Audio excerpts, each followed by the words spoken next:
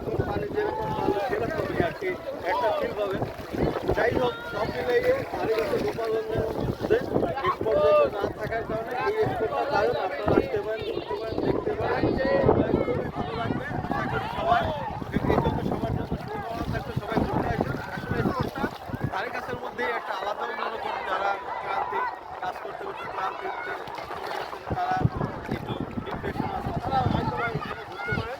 কিন্তু এই জ্বর আসলে আসলে সেরাদ্বীপের মতো যে সেরাদ্বীপ অর্থাৎ জোয়ার আসলে যেরকম ঘুরে যায়, এইটাও একটা সেরাদ্বীপের মতো। আমি বলবো সবাই কক্সবাজার দিচ্ছে আমার মতো সেরাদ্বীপের মতো সেরাদ্বীপ নাম রাখা যেতে পারে, যে যাতে আর কি জ্বর আসলে এটা আর কি হয়ে যায়, ডুবে যায়।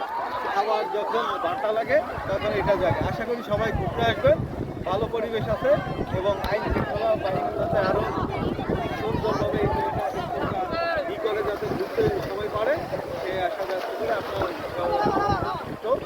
আপনারা সবাই দেখতে আসবেন, ঘুরতে আসবেন।